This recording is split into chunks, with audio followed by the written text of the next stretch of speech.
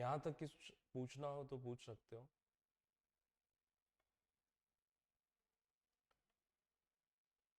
इसके बाद अगला हम पॉइंट देखेंगे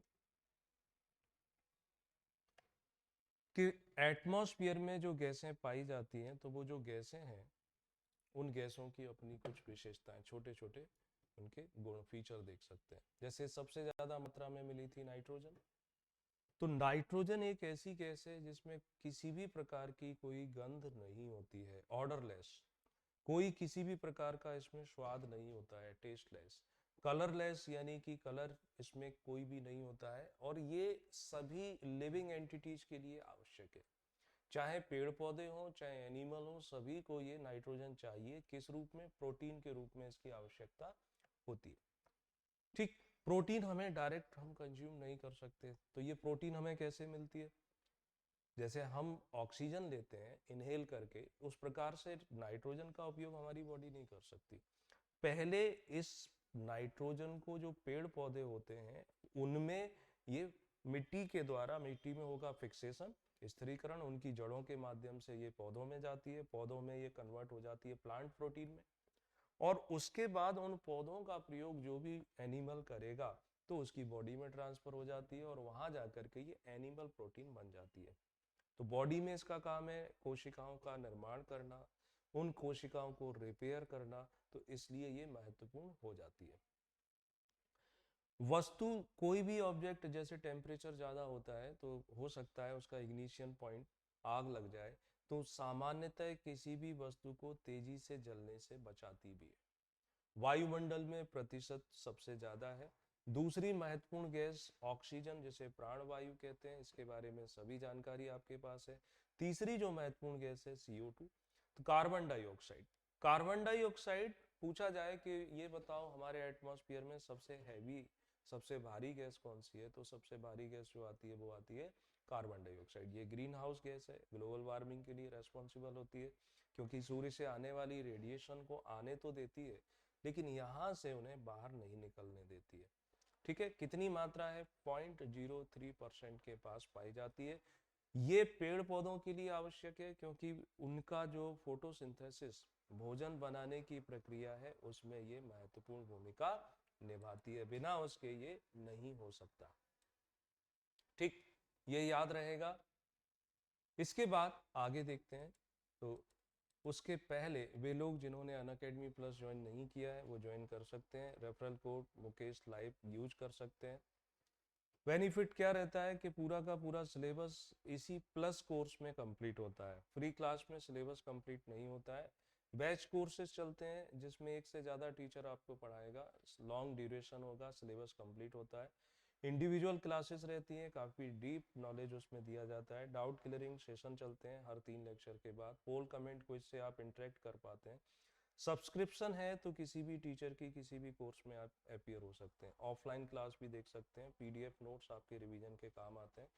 फ्री क्लास डेमो के रूप में रहता है, प्लस कंप्लीट सिलेबस कवर कराता है, अनलिमिटेड प्रैक्टिस टेस्ट प्रोवाइड करता है, अनलिमिटेड PDF नोट्स दिलाता है और सभी जो डाउट रहते हैं उन डाउट को भी क्लियर करते हैं। वर्चस्व करंट अफेयर की मैगजीन ये सिर्फ प्लस यूजर को प्रोवाइड की जाती है, महीने में 2 बार हिंदी और इंग्लिश में। यहाँ फीस में डिस्काउंट चाहें तो भी इस कोड का यूज कर सकते हैं, 10% फीस में आपका ऑफ हो जाता है। मैं अभी एक क्लास, ये बैच कोर्स है जिसमें इकोनॉमिक्स पढ़ा रहा हूँ, 2022 को लेकर के दोपहर में 2 बजे ये क्लास स्टार्ट हो जाती है। इसके साथ ये 2019 की जो मुख्य परीक्षा होनी है उसमें थिंकर और केस स्टडी ये स्टार्ट हो जाएगा 9 मार्च से। इसी मार्च में ये जो MPPSC 2020 के लिए पेपर होना है उसके लेकर के क्रैश कोर्स है, जो आयोग वाली यूनिट है उसमें सारे आयोग इसमें कवर करा दिए जाएंगे। फिर इसमें इकोलॉजी, एनवायरनमेंट, स्पेस साइंस, ये भी 2020 की PT को लेकर है। ये बहुत फास्ट, यानी 6 लेक्चर में ये पूरा का पूरा विद नोट्स कंप्लीट कराया जाएगा। अभी हिस्ट्री चल रहा है, ये रात को 9:30 बजे स्टार्ट होता है, 11 बजे तक ये क्लास रहती है, 90 मिनट का। ये भी 2020 की प्रीलिम्स के लिए चल रहा है। यहाँ पर एक क्विज का फीचर भी मिल जाता है जिसमें आप अपने ऐप पर देखेंगे, यहाँ टेस्ट लिखा रहता है और यहाँ पर लिखा होगा ज्वाइन क्विज। 6 डिजिट का एक कोड एंटर करना पड़ता है, वो कोड हम आपको प्रोवाइड कर देते हैं, फिर आप डिफरेंट टॉपिक पर क्वेश्चन लगा सकते हैं। एमपी के जो टॉप एजुकेटर हैं वो सब यहाँ पर अवेलेबल है। You have choice to attend any one's lecture. 10 साल से ज़्यादा हो गया मुझे सिविल सर्विस की तैयारी करवाते हुए। यहाँ अनअकैडमी पर 2 साल से ज़्यादा हो गया है। ये रेफरल कोड यूज कर सकते हैं। आज या कल कौन सी क्लास होगी तो आप अगर देखोगे इस तरह का एक फीचर दिखाई देता है जिसमें पूरी लिस्ट आ जाती है और जो टॉपिक करना चाहते हैं उसको एनरोल करेंगे और उसके बाद बिफोर क्लास आपको मैसेज मिल जाता है। एमपीपीएससी व्यापम कैटेगरी चूज करने पर उसके सब्सक्रिप्शन की ओर जा सकते हैं। कोई क्वेश्चन पूछते हैं तो नीचे इस प्रकार से पोल आ जाता है, आपका कोई डाउट है तो यहाँ लिख सकते हैं, क्वेश्चन भेज सकते हैं। फीस ट्रायल फेज में 1 महीने के लिए ज्वाइन करें 1600 रुपये दे सकते हैं, 3 महीने के लिए 4000 रुपये, 6 महीने के लिए 7200, 1 साल के लिए 8800 पे करना होता है, 2 साल के लिए 12800 पे करना होता है। और यहाँ प्रोसीड टू पे में ये कोड एंटर करने पर ये फीस 10% माइनस हो जाता है। एटमॉस्फेयर के बारे में हम लोग बात कर रहे थे। CO2 कार्बन डाइऑक्साइड सबसे हैवी गैस है, भारी गैस है। इसके बाद फिर एटमॉस्फेयर में एक और गैस पाई जाती है, ओजोन। ओजोन होता क्या है तो ये ऑक्सीजन का एलोट्रॉप। एलोट्रॉप का मतलब होता है अपर रूप, यानी एक ही जो तत्व है एक से अधिक रूपों में मिल जाता है। जैसे कार्बन का ग्रेफाइट प्लस हीरा, ये एलोट्रॉप होते हैं। ओजोन का अपना एक रोल है कि सूर्य से आने वाली जो हानिकारक रेडिएशन है जिन्हें हम अल्ट्रावायलेट रेज के नाम से जानते हैं, पराबैंगनी विकिरण के नाम से जानते हैं, तो इसकी लेयर उस यूवी रेज को पृथ्वी तक आने नहीं देती है। अगर ये आ जाए तो स्किन कैंसर का खतरा बढ़ जाता है। इसके अलावा जलवाष्प वाटर वेपर कहीं पर बिल्कुल भी नहीं होता है, कहीं पर 4% की मात्रा तक होता है। इसका भी अपना रोल है। एक तो सूर्य से आने वाली ऊष्मा को एब्जॉर्ब कर लेता है, दूसरा वाटर वेपर ही कंडेंसेशन करता है, यानी जो वर्षा होती है संघनन के फलस्वरूप ही होगा, जलवाष्प नहीं होगा तो बारिश भी नहीं होती है। अब आप लिखेंगे मुख्य परीक्षा में, क्वेश्चन आया कि वायुमंडल क्या होता है, इसकी संरचना को समझाइए। तो पहले एक इंट्रो 2-3 लाइन का बना लोगे, उसके बाद क्या होता है जो पिछली स्लाइड में बताया वो नोट डाउन करोगे और इस तरीके से एक फ्लो चार्ट बनाएंगे। आप अपनी कॉपी में फ्लो चार्ट ऊपर से नीचे बनाएंगे। आप यहाँ पर हेडिंग लिखेंगे संरचना और फिर इस तरीके से इसका फ्लो चार्ट बनाएंगे। पहले इसे 2 भागों में बांटते हैं, होमोजीनियस समांगी और दूसरा विषमांगी, राइट। तो होमोस्फीयर यानी ये समांगी मंडल कहलाता है और हेट्रोस्फीयर ये विषमांगी कहलाता है। समांगी के फिर 3 पार्ट कर दिए जाएंगे, ट्रोपोस्फीयर, स्ट्रेटोस्फीयर, मेसोस्फीयर, और उसके बाद हेट्रोस्फीयर के 2 भाग कर दिए जाते हैं, आयनोस्फीयर, एक्सोस्फीयर। ट्रोपोस्फीयर मालूम है इसे क्या बोलते हैं, इसे कहते हैं क्षोभ मंडल। स्ट्रेटोस्फीयर को समताप मंडल। इतना आप सरल सा बनाने के बाद जिस ऑर्डर में आपने इनको लिखा है उसी ऑर्डर में उनको लिखना शुरू कर देंगे। जैसे सबसे पहले अगर हमने ट्रोपोस्फियर लिया है तो हम ट्रोपोस्फियर को शुरू कर दें।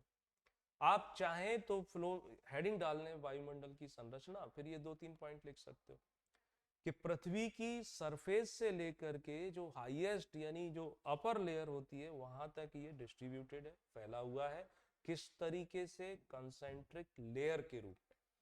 कंसेंट्रिक लेयर का मतलब होता है कि ऐसे सर्कल जिनका एक ही केंद्र हो, है ना। जैसे ये एक सर्कल है, एक दूसरा सर्कल बनाया गया, इसके ऊपर एक तीसरा सर्कल बनाया गया, इन सारे सर्कल का केंद्र यही होगा। तो ये सब क्या कहलाते हैं? कंसेंट्रिक लेयर या संकेंद्रित वृत्त कहलाते हैं। तो क्षोभमंडल हो, स्ट्रेटोस्फीयर हो, एक्सोस्फीयर हो, आयनोस्फीयर हो, मेसोस्फीयर हो, ये इसी तरीके के पृथ्वी के चारों ओर सर्कल बनाते हैं due to gravitational force. Good morning, आ गया ये समझ में? अब होता यह है कि यूनिफॉर्मिटी नहीं मिलती है, समरूपता, एक रूपता देखने को नहीं मिलती है एटमॉस्फेयर की सभी जगह। उसका रीजन क्या है कि कहीं पर टेम्परेचर कम ज्यादा हो जाता है, डेंसिटी में चेंज हो जाता है, लेयर मोटी पतली हो जाती है, कहीं पर्वत है, पहाड़ है, इक्वेटर से दूरी कितनी है, पोलर रीजन से दूरी कितनी है, ये सारे के सारे फैक्टर इसमें इन्वॉल्व हो जाते हैं। इस वजह से डिफरेंशिएट देखने को मिलता है। पहला पॉइंट है ट्रोपोस्फियर, हिंदी होती है इसकी क्षोभ मंडल।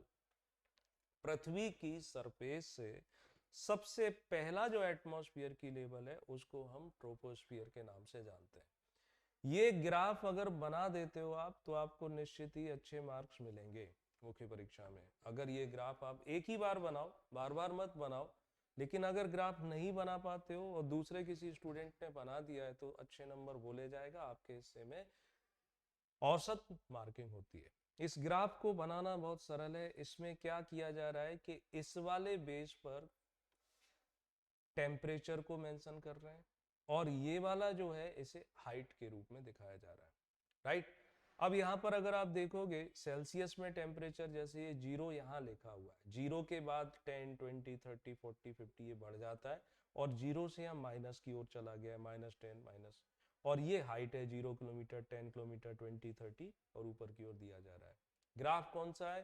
रेड कलर का जिगजैग टाइप की लाइन है। पहले ये लेफ्ट साइड की ओर जा रही है, फिर ये राइट साइड की ओर जा रही है, फिर ये लेफ्ट की ओर मूव करता है, फिर राइट की ओर चला जाता है। ओके, तो ये जो लेफ्ट राइट का मूवमेंट है ये कैसे हमें समझ में आएगा? सबसे पहले ट्रोपोस्फियर सबसे निचली परत है एटमॉस्फेयर की। इसकी औसत ऊंचाई कितनी होती है? On an average 60 kilometre. भूमध्य रेखा इक्वेटर जो है वहां पर इसकी हाइट सबसे ज्यादा होती है और पोलर जोन में यानी ध्रुवीय क्षेत्रों में इसकी ऊंचाई सबसे कम हो जाती है। कारण क्या है इसका? टेम्परेचर। भूमध्य रेखा इक्वेटर पर सूर्य की जो किरणें हैं वो कैसी होती हैं? परपेंडिकुलर, लंबवत आती है। लंबवत आने की वजह से पृथ्वी की सरफेस गर्म हो जाएगी।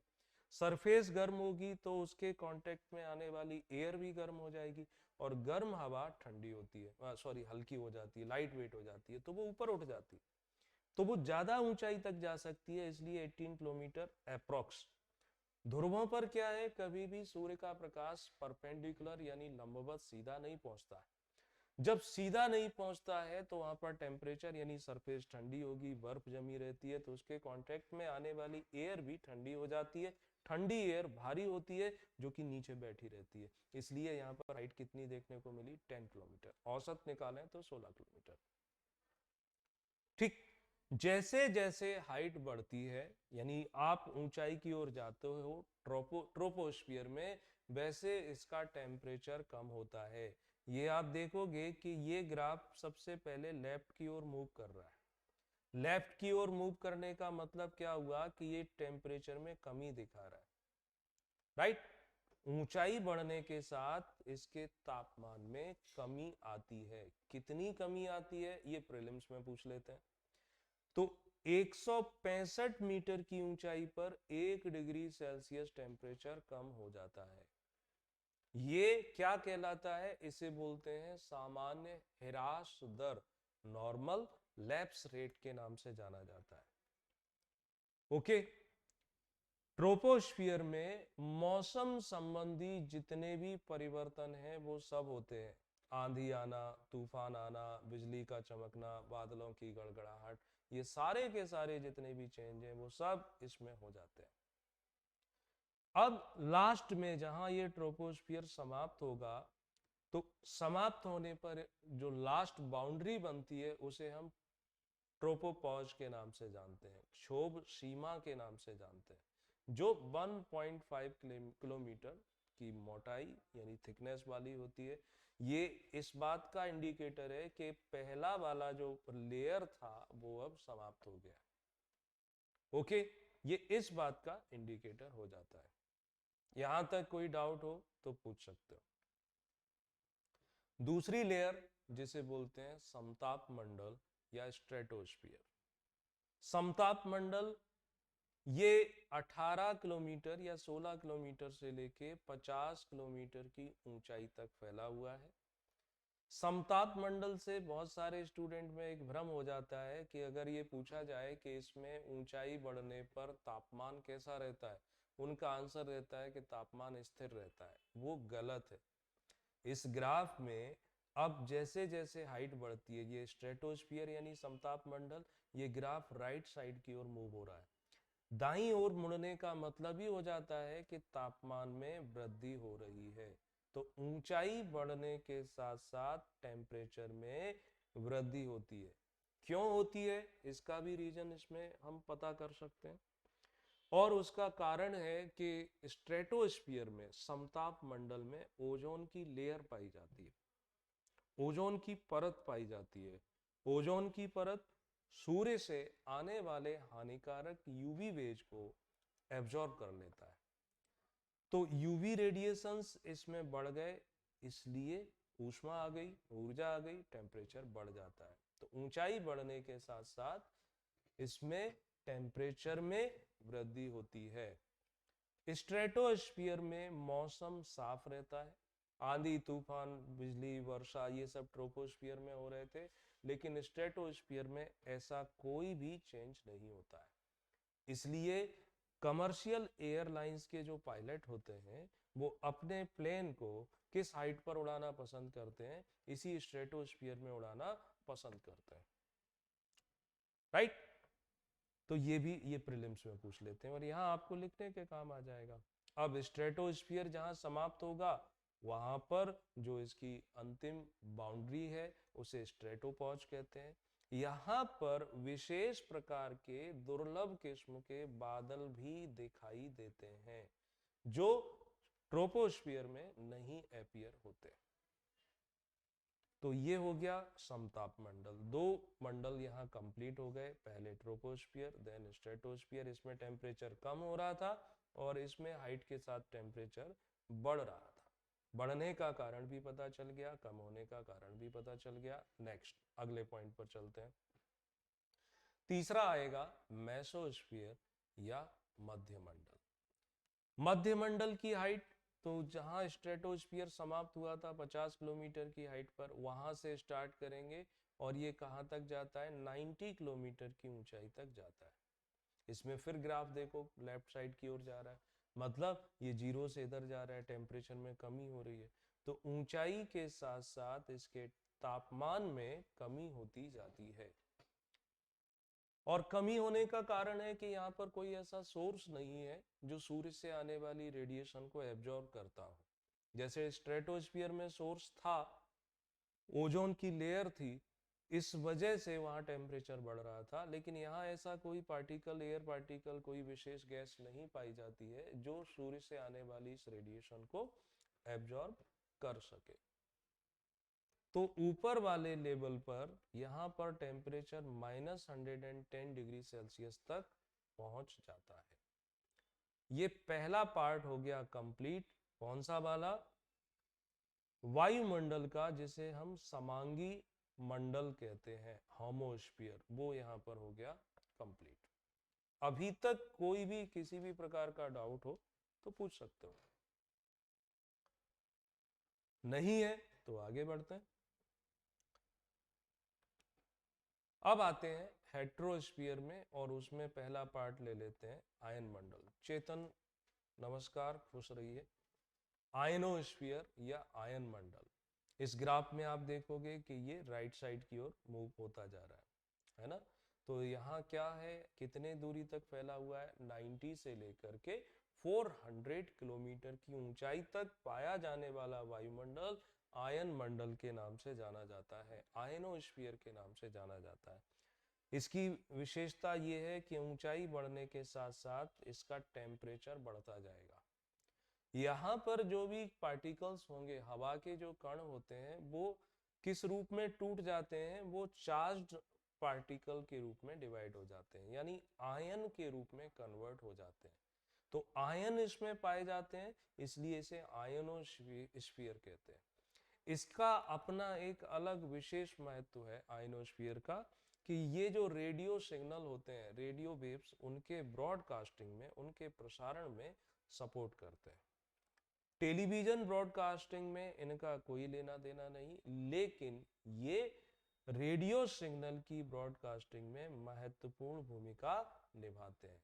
इसमें जो लेयर पाई जाती हैं, तो उन लेयर के नाम अभी तक तो कभी पूछे नहीं गए, लेकिन मान के चलो 5 नंबर में या 6 नंबर में इन्होंने पूछ दिया आयनोस्फीयर, तो अगर आप लेयर के नाम मेंशन कर दोगे तो आपको 6 नंबर वाले में 5 नंबर तक मिल सकता है, 5 नंबर वाले में 4 नंबर तक लाए जा सकते हैं। ठीक है, तो चूंकि सूर्य से आने वाली जो रेडिएशन है वो हाई एनर्जी, बहुत ज्यादा मात्रा में उनके पास एनर्जी होती है, उनको हम कॉस्मिक रेज भी कहते हैं। तो ये कॉस्मिक रेज जो होती हैं वो मॉलिक्यूल को तोड़ देती हैं, कुछ पॉजिटिव चार्ज बन जाएंगे और कुछ बन जाएंगे negative charge.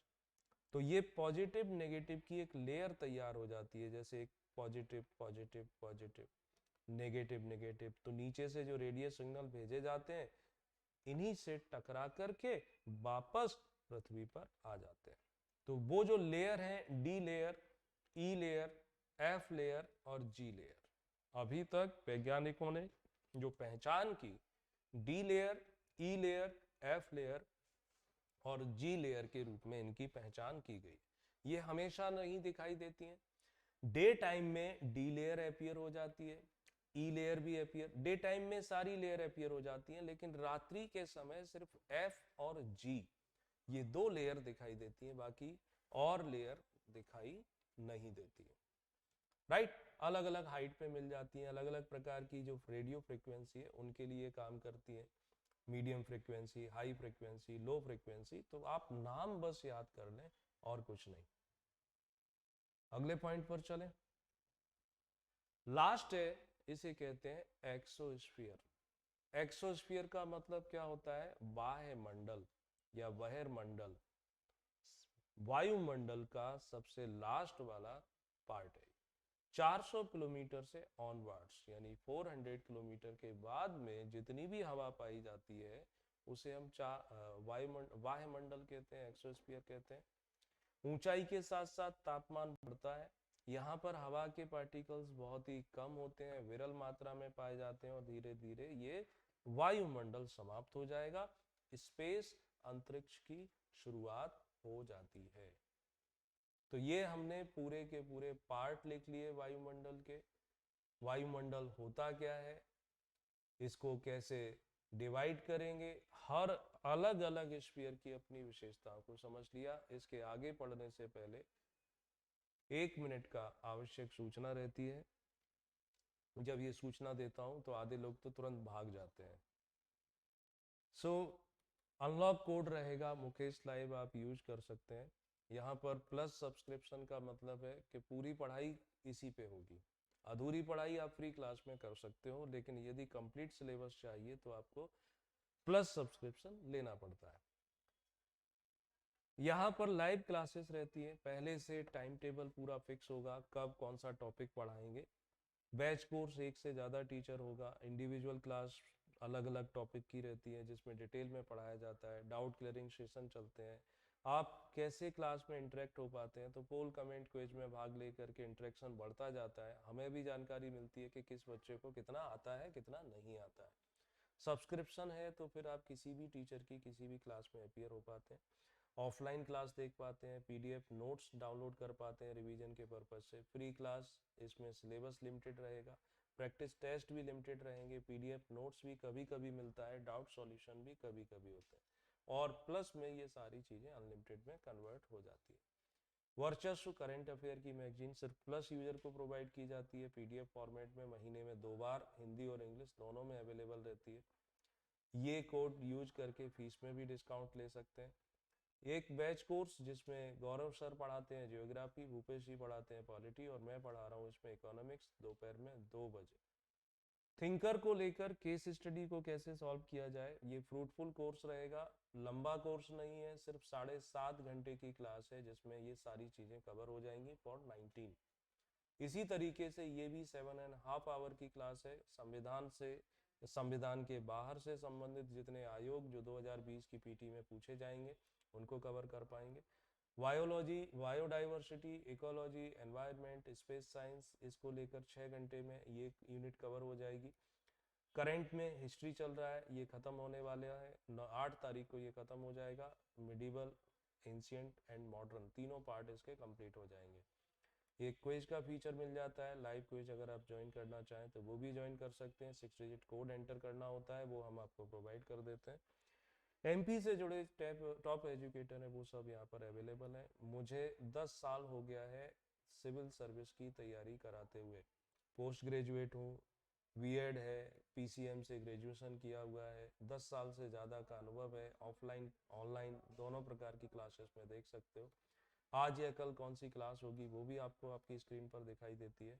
Subscription MPPSC Vyapam category choose करके उस पर जाने पर मिल जाता है। अगर क्विज पूछते हैं तो इस तरीके से क्वेश्चन अपीयर होगा, यहाँ पर ABCD ऑप्शन आ जाते हैं। और फीस 2 साल 12,800 रुपये, 1 साल के लिए 8,800 रुपये, 6 महीने के लिए 7,200, 3 महीने के लिए 4,000 और 1 महीने के लिए 1,600 रुपये पे करना होता है। और यहाँ प्रोसीड टू पे में मुकेश लाइव लिखना होता है, तो अपने आप से ये 10% आपको डिस्काउंट मिल जाता है। एटमॉस्फेयर कंप्लीट हो गया, वायुमंडल के बारे में हम समझ गए। अब इसी से जुड़ी महत्वपूर्ण और जानकारियां जो आपको पीटी में भी हेल्प करेंगी, मुख्य परीक्षा में भी हेल्प करेंगी। जियोग्राफी पूरा का पूरा साइंस सब्जेक्ट रहता है।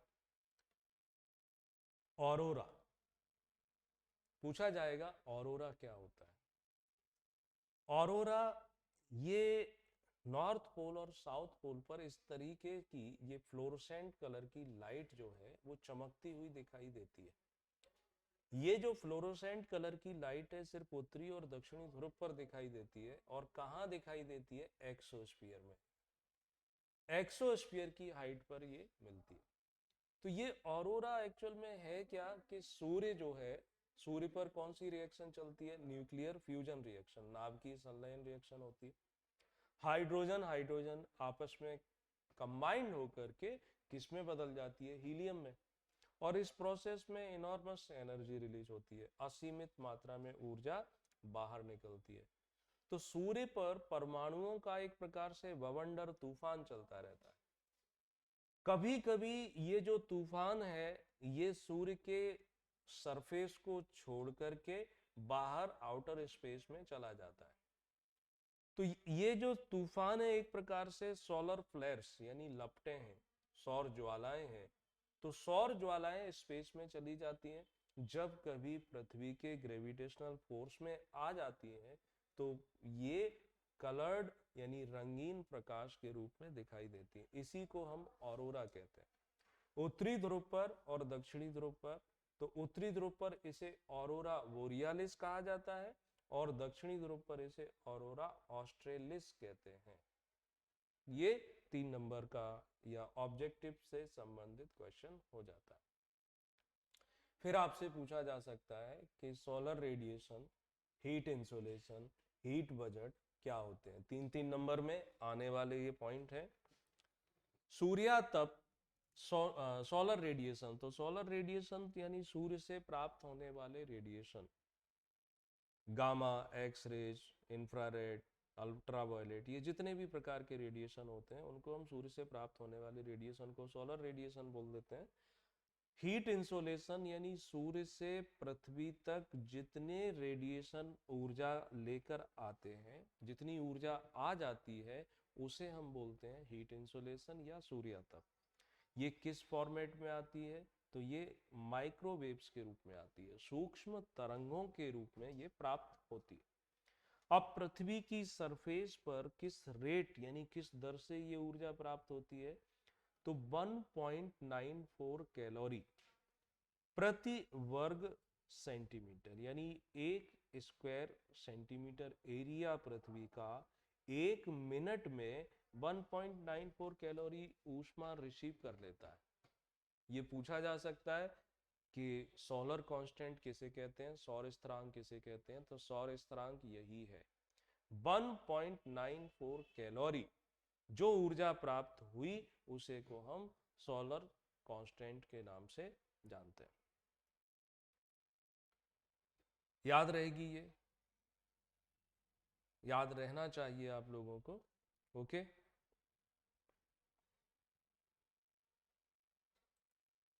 मेरी क्लास डेली कब होती है? प्रोफाइल पर जाएं, वहां पर फॉलो कर लें, उसमें पता चल जाता है कि कब होती है। फिक्स नहीं रहता है, प्लस पे डेली रहती है तो प्लस ज्वाइन कर सकते हैं वहां पर। नेक्स्ट, अब सूर्य से आने वाला जो रेडिएशन है ये पूरी की पूरी पृथ्वी पर एक जैसा एक समान प्राप्त नहीं होता है। इसमें वेरिएशन आ जाते हैं, विविधता आ जाती है। जैसे पृथ्वी क्या है, ये गोलाकार है। अब पृथ्वी के गोलाकार होने की वजह से कुछ अंतर आएगा कि इधर से मान लो सूर्य का प्रकाश आता है, ये सूर्य से आने वाली रेडिएशन है, इस वाले हिस्से पर पड़ी तो ये सिर्फ यहीं तक फैलेगी ना। इतना ही प्रकाश जब यहाँ आता है तो ये चूंकि पृथ्वी कर्व्ड शेप में है, गोलाकार शेप में है, तो थोड़ा सा ज्यादा फैलेगा। इतनी ही लाइट जब यहाँ इस किनारे पर पड़ेगी तो ज्यादा एरिया तक डिस्ट्रीब्यूट हो जाएगी। यहाँ लंबवत पड़ी, यहाँ पर तिरछी पड़ी, तो सभी स्थानों पर सूर्य से आने वाला जो प्रकाश है उसका डिस्ट्रीब्यूशन एक रूप में, समान रूप में नहीं होता है। इक्वेटर पर, विषुवत रेखा पर सबसे ज्यादा, कितना ज्यादा, ध्रुवीय क्षेत्रों से 4 गुना ज्यादा, 4 times higher than polar region. ध्रुवों पर कम हो जाएगा, राइट। दूसरी बात फिर इसमें यह भी आती है कि सिर्फ पृथ्वी का ये गोलाकार होना ही रेस्पॉन्सिबल नहीं होता है, इसके पीछे और भी कई फैक्टर इन्वॉल्व होते हैं कि पृथ्वी सूर्य के चारों ओर जो चक्कर लगाती है, कभी सूर्य के पास होती है, कभी सूर्य से ज्यादा दूरी पर होती है, तो सूर्य से दूरी का प्रभाव भी पड़ेगा। एटमॉस्फेयर, उसकी थिकनेस, मोटा पतला, उसका भी प्रभाव पड़ता है ना। सूर्य उत्तरायण हो जाता है, यानी जो 12 घंटे से ज्यादा प्रकाश हमें उत्तरी ध्रुव में ज्यादा प्राप्त होता है, उत्तरी गोलार्ध में, उसका भी प्रभाव पड़ेगा। सूर्य यदि दक्षिणायन हो जाता है तो उसका भी प्रभाव पड़ेगा। तो ओवरऑल ये कई सारे फैक्टर इसमें इन्वॉल्व हो जाते हैं। तो डिस्ट्रीब्यूशन ऑफ इंसोलेशन को अगर हम विश्व के मैप पर देखना चाहें तो यहाँ पर देख सकते हो। इस मैप में ये है विषुवत रेखा 0 डिग्री, लेकिन आपको यहाँ चमत्कारिक रूप से एक अंतर दिखाई देगा कि जो सबसे गर्म क्षेत्र हैं वो विषुवत रेखा पर नहीं मिलते हैं। गर्म क्षेत्र को इस मैप में रेड कलर से इंडिकेट किया गया है। ये कहाँ मिलते हैं? इस विषुवत रेखा के ऊपर नीचे, उत्तर और दक्षिण में मिलते हैं, ना कि ठीक इक्वेटर पर। क्वेश्चन पूछ सकते हैं कि बताओ ऐसा क्यों होता है। गुड मॉर्निंग, खुश रहिए। तो उसका रीजन है कि इक्वेटर कहाँ है? पृथ्वी के बीचों बीच में ना, और बीचों बीच पे उभरा हुआ भाग है। पृथ्वी घूमती रहती है पश्चिम से पूर्व की ओर, तो वहां से चीजें डाइवर्ट हो जाती हैं।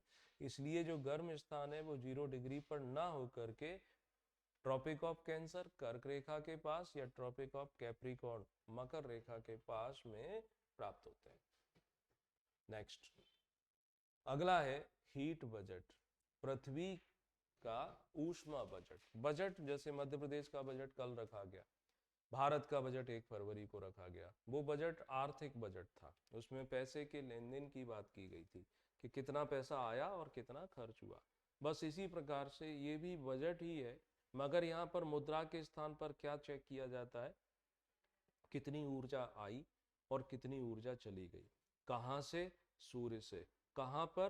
पृथ्वी पर। और पृथ्वी से कितना एनर्जी जो है वापस भेज दिया जाता है। ठीक, तो ऊष्मा बजट यानी पृथ्वी द्वारा प्राप्त की गई ऊष्मा, और पृथ्वी जो ऊष्मा रिसीव करती है उसको रोक कर नहीं रखती है, उसे वापस फिर लौटा देती है। तो पृथ्वी के द्वारा जो वापस भेजी गई ऊष्मा, इसका जो भी लेन देन है, जो इसका कैलकुलेशन है, उसी को हम ऊष्मा बजट के नाम से जानते हैं। मान लो सूर्य से 100 इकाई 100 यूनिट ऊष्मा प्राप्त हुई, ठीक है। अब इस 100 यूनिट में से 35 यूनिट वापस भेज दी जाती है पृथ्वी तक आने से पहले ही। 35 वापस चली गई, बची कितनी? 65 यूनिट, जो कि अवशोषित की जाएगी। इसमें से 14 यूनिट यानी 14 यूनिट एब्जॉर्ब्ड बाय एटमॉस्फेयर, वायुमंडल जो है वो अवशोषित कर लेगा। 65 में 14 माइनस करो तो बचता है 55 यूनिट, ये पृथ्वी तक पहुंचेगा। इसको भी अगर आपको सब डिवीजन करना है तो कर सकते हो कि 35 यूनिट जो रिफ्लेक्ट होती थी, 27 यूनिट बादलों के द्वारा रिफ्लेक्ट कर दी जाती है, 6 यूनिट वायुमंडल के द्वारा रिफ्लेक्ट कर दी जाती है, 2 यूनिट पृथ्वी पर जो ग्लेशियर हैं जहां पर बर्फ जमी रहती है उनके द्वारा वापस भेज दी जाती है। तो अब 51 यूनिट पृथ्वी तक आई, लेकिन पृथ्वी इसको फिर वापस भेजेगी। कैसे? 17 यूनिट तो सीधे अंतरिक्ष को, स्पेस को लौटा दिया जाता है, 34 यूनिट वायुमंडल को दे दिया जाता है, राइट। तो वायुमंडल के पास कुछ ज्यादा आ गया। कहां कहां से ज्यादा आ गया? एक तो ये 34 यूनिट इन्होंने ले लिया, उसके बाद 14 यूनिट ये क्या कर रहे थे, ये सूर्य से डायरेक्ट ले रहे थे, तो एटमॉस्फेयर में 48 यूनिट हो गया, है ना। तो ये एक बार और पढ़ लेना तो आपको समझ में आ जाएगा। वैसे ऑब्जेक्टिव में पूछा हो कि बताओ पृथ्वी का हीट बजट कितना है, उसमें लिखा हो 35 यूनिट, 51 यूनिट, 65 यूनिट, 100 यूनिट, तो आप लिखेंगे 65 यूनिट। यानी जो 35 रिफ्लेक्ट हुई थी उसको छोड़ करके जो पृथ्वी के पास आता है ये 65 यूनिट, और पूरी की पूरी यूनिटों को वापस भी कर देगी कुछ टाइम के बाद। सूर्य से आने वाली रेडिएशन को पृथ्वी जब वापस भेजती है तो उन्हें हम पार्थिव विकिरण के नाम से जानते हैं। ये हो गया हीट बजट। नेक्स्ट पूछा जा सकता है एल्बिडो ऑफ अर्थ, पृथ्वी का एल्बिडो या एल्बिडो क्या होता है? तो एल्बिडो एक प्रकार से रेशियो है, किस बात का? Ratio of radiation reflected from the surface to the incident radiation, सूर्य से आने वाला प्रकाश और वापस होकर जाने वाले प्रकाश के अनुपात को हम एल्बिडो कहते हैं। अब यहाँ ये सूर्य का प्रकाश आ रहा है, ये बर्फ जमी हुई है, यहाँ से वापस भेजा जा रहा होगा, तो कितना आया और कितना लौटा दिया गया, इसका अनुपात एल्बिडो है। ये रोड बनी हुई है, यहाँ पर भी रेडिएशन आई होगी, यहाँ से भी वापस गया होगा, लेकिन बर्फ जो है वो लगभग पूरा का पूरा सूर्य की रेडिएशन को वापस लौटा देती है, और काले रंग की जो सरफेस है वो पूरा नहीं लौटाती है, उसको कुछ अवशोषित भी कर लेती है। ये जुता हुआ खेत दिखाई दे रहा है, ये हरी घास है, ये घर बने हुए हैं, ये समुद्र का पानी है, तो इन सबका एल्बिडो अलग अलग होता है, राइट। वो कितना कहां से होगा वो हम लोग यहाँ इस टेबल से याद कर सकते हैं। यदि बर्फबारी हुई है, ताजी बर्फबारी हुई है, तो उस पर सूर्य का प्रकाश अगर आता है तो उसका 80 से 90% वापस भेज दिया जाता है, लौटा दिया जाता है वापस। तो इसका एल्बिडो कितना हो गया? 90% हो गया। इसीलिए आपने देखा होगा जो लोग माउंटेन पर जाते हैं गॉगल्स लगाए रहते हैं, वो क्यों? क्योंकि उनको दोहरी चमक, सूर्य से आने वाली रेडिएशन भी आंखों पर और बर्फ से टकरा कर जाने वाली रेडिएशन भी उनकी आंखों तक जाती है, उससे बचाव के लिए। डेजर्ट, रेगिस्तान में 35 से 45% होता है, घास के मैदानों में 26% तक, जो फसल खेतों में खड़ी होती है 15% तक, ईंट कंक्रीट 10 से 20%। इसीलिए शहरों में गर्मी ज्यादा होती है गांव की तुलना में, क्योंकि शहर में कंक्रीट, ईंट, ये सारी चीजें रहती हैं जो कि सूर्य से आने वाली रेडिएशन को अवशोषित कर लेती हैं, ठीक है। तो ये हमें याद रखना चाहिए। Ratio between the total solar radiation falling upon a surface and the amount reflected, कितना आया और कितना वापस भेज दिया। 100% आया, 35 वापस भेज दिया, तो 35% एल्बिडो हो गया। गहरी काली मिट्टी का एल्बिडो सबसे कम होगा, क्योंकि वह वापस भेजने की जगह अवशोषित ज्यादा करता है, और बर्फ ये वापस भेज देता है। तो इसे पृथ्वी का एवरेज टेम्परेचर 15 डिग्री बना रहता है, किस वजह से? कि पहले पृथ्वी रिसीव करती है फिर उसे वापस भेजती रहती है। ये टेम्परेचर धीरे धीरे बढ़ता जा रहा है ग्लोबल वार्मिंग के कारण। तो ग्लेशियर पिघलते हैं, अभी उत्तराखंड में श्रीगंगा जो प्रोजेक्ट था तो वहां पर भी एक ग्लेशियर के टूटने की वजह से तबाही हुई थी, तो ये तापमान बढ़ता जा रहा है। ओके, ये समझ आ गया एल्बिडो किसे कहते हैं। ये लिखने को आ सकता है 6 नंबर में, 5 नंबर में, 3 नंबर में, ऑब्जेक्टिव में तो कुछ भी पूछ सकते हैं।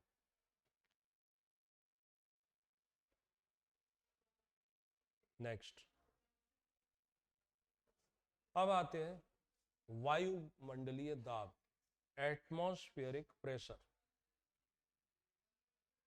ये भी क्वेश्चन पूछा जा सकता है मुख्य परीक्षा में कि वायुमंडलीय दाब की पेटियां क्या होती हैं, इनको वर्गीकृत कीजिए, इन्हें समझाइए। विंड क्या होती है, पवन क्या होती है, वो उसके अगला टॉपिक हो जाएगा। वायुमंडलीय दाब यानी हवा का दाब, ये एक प्लेट है, डिस्क है, जिसमें मर्क्यूरी यानी पारे को भर लिया गया है और एक उल्टी टेस्ट ट्यूब इसके ऊपर रख दी गई है। नीचे से इसमें मर्क्यूरी पारा जो है ऊपर जा सकता है। अब यहाँ क्या होता है, ये खुली हुई डिश है, प्लेट है, तो इससे हवा के पार्टिकल्स टकराते होंगे लगातार। टकराने की वजह से ये मर्क्यूरी के ऊपर दबाव डालेंगे। दबाव डालने से क्या होगा कि ये जो मर्क्यूरी है, पारा है, इस परख नली में, टेस्ट ट्यूब में ऊपर की ओर चढ़ेगा और इस पर ये मार्किंग कर रखी है। वो रीडिंग नोट कर लेते हैं और बता देते हैं कि वायुमंडलीय दाब इतना है, क्योंकि ये हवा ने दबाव डाला। जैसे बैलून में आप पानी भरो या हवा भरो, उसको एक तरफ से दबाते हो तो दूसरी तरफ को बाहर आ जाता है। उसी तरीके से हवा के छोटे छोटे पार्टिकल्स हमेशा चौबीसों घंटे लगातार टकराते रहते हैं। तो लगातार टकराने की वजह से एक दबाव रहता है, हमारी बॉडी के ऊपर भी दबाव रहता है। बाहर से दबाव, अंदर से दबाव, दोनों बैलेंस होते हैं। अगर कोई मनुष्य अंतरिक्ष में चला जाए, स्पेस में चला जाए इन्हीं कपड़ों में, तो क्या होगा, मर जाएगा, क्योंकि अंदर से जो हार्ट है वो ब्लड को पंप कर रहता है। बाहर से दबाव खत्म हो गया तो ये हमारी पूरी जो नसें हैं ब्लास्ट हो जाएंगी। इसीलिए वो विशेष प्रकार का सूट पहन कर जाते हैं, स्पेस सूट जिसे कहते हैं। तो अब इसकी परिभाषा कर लो, total weight of a mass column of air above per unit area at sea level, यानी समुद्र की सतह पर इकाई क्षेत्रफल पर एक इकाई कॉलम के द्वारा जितना भार डाला जाता है। आखिर भार है क्या, एक प्रकार से दबाव ही तो है, राइट। इसे मापने वाली डिवाइस को बैरोमीटर कहते हैं। ये बैरोमीटर का ही पिक्चर दिया। ऐसा क्यों होता है, हवा दबाव क्यों डालती है, क्योंकि पृथ्वी का गुरुत्वाकर्षण बल हवा के मॉलिक्यूल को अपनी ओर खींचता है। तो ड्यू टू ग्रेविटेशनल फोर्स, जितना ग्रेविटेशनल फोर्स ज्यादा होगा उतना एटमॉस्फेरिक प्रेशर ज्यादा होगा। चंद्रमा पर जाओगे, ग्रेविटेशनल फोर्स कम हो जाता है, एटमॉस्फेरिक प्रेशर कम हो जाता है। इस बैरोमीटर में यहां तक रीडिंग थी, अचानक से ये रीडिंग यहां पहुंच जाए, तब ये किसका इंडिकेटर होगा, ये यहां से यहां पर डाउनफॉल कर जाए तो ये आंधी या तूफान आने का इंडिकेटर होता है। कैसे, आखिर यहां तक मर्क्यूरी का लेवल था, नीचे इसलिए गया क्योंकि यहां लगने वाले जो प्रेशर है उसमें कमी आ गई होगी, यानी एयर मॉलिक्यूल जो टकराते होंगे उसमें काफी संख्या में कमी आई होगी। कमी आई होगी तो पारा नीचे उतर गया। तब यहां हवा के मॉलिक्यूल कम हो गए तो लो प्रेशर एरिया डेवलप हो गया, निम्न वायुमंडलीय दाब का क्षेत्र बन गया। अब इस लो प्रेशर एरिया को भरने के लिए आसपास से क्या होगा, हाई प्रेशर से हवाएं तेज गति से चलेंगी, तो वो आंधी और तूफान आने का संकेत होता है। अचानक से बैरोमीटर में रीडिंग का नीचे गिर जाना। धीरे धीरे अगर बैरोमीटर की रीडिंग ऊपर की ओर बढ़ती जाए नॉर्मल वे में, तो ये साफ मौसम की सूचना देता है, क्लियर वेदर के बारे में इंडिकेशन देता है। नेक्स्ट, वायुमंडलीय दाब की पेटियां, बेल्ट।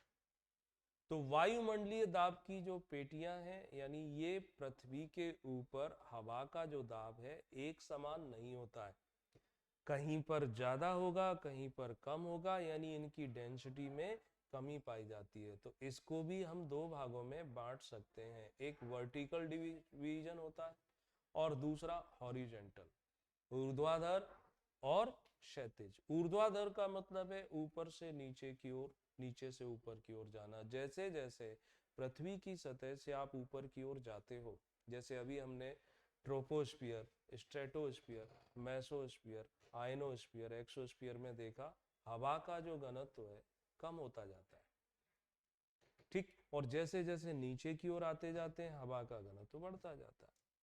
इससे कहीं ज्यादा काम का रहता है ये वाला डिवीजन, ये डिवीजन क्या बताता है कि उत्तरी ध्रुव से दक्षिणी ध्रुव के बीच में हवा के दाब में कितना अंतर आता है, राइट।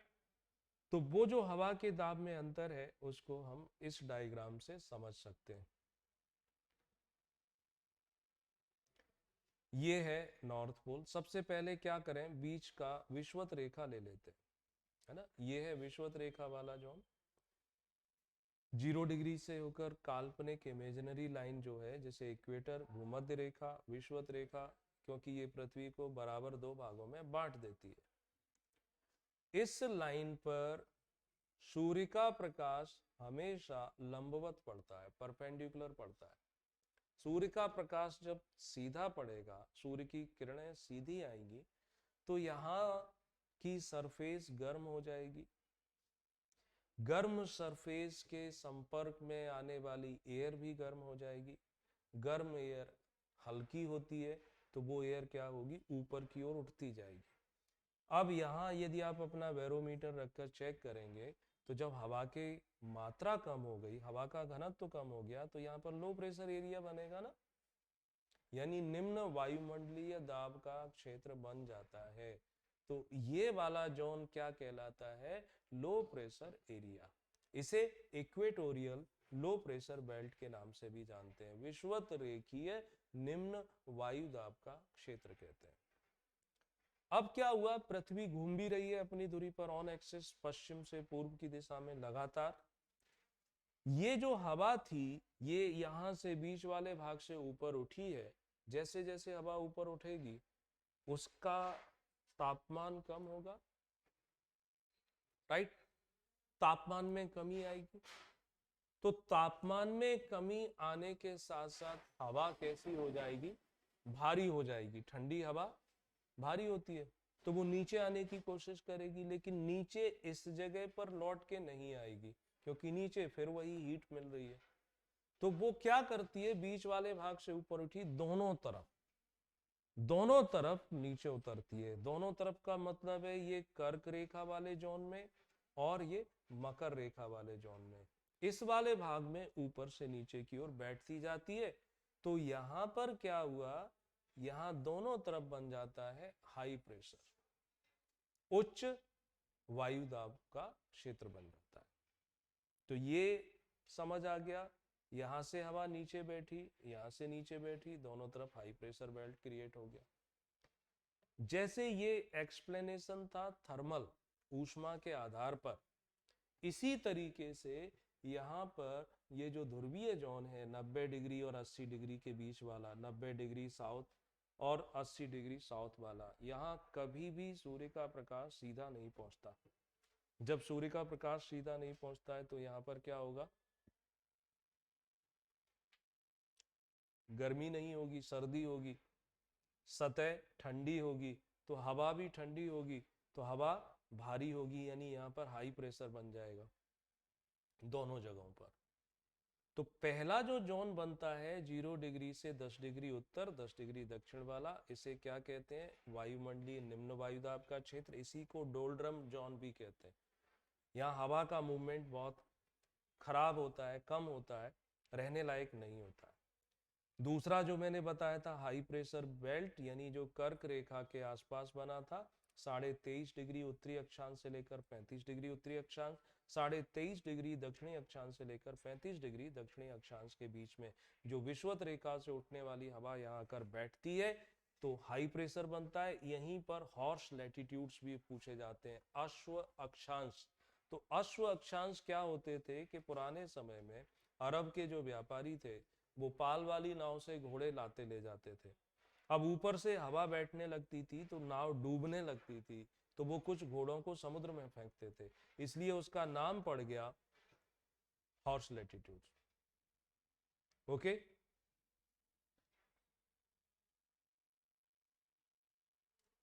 क्लास रहती है 10-15 तक, ठीक। तो ये हॉर्स लैटिट्यूड्स जो है हाई प्रेशर जोन में आते हैं। नेक्स्ट, फिर क्या बताया आपको, पोलर जोन के बारे में बात कर रहे थे ना, ये वाला जोन, ये वाला जोन 80 डिग्री से 90 डिग्री दोनों गोलार्धों में, बोथ हेमिस्फीयर, राइट। तो यहाँ high pressure belt due to temperature. किसका पूछ रहे हो आप लैटिट्यूड्स, और आप क्लास में नहीं आ रहे हो मिस्टर अंशुल, आपको सारी क्लासेस खत्म करवा दी। तो तीसरा एक और आता है जिसे हम बोलते हैं सब पोलर लो प्रेशर। तबीयत ठीक कर लो। सब पोलर लो प्रेशर एरिया जो कि ये बनेगा 45 डिग्री से 66 एंड हाफ, 45 डिग्री साउथ से 66 एंड हाफ।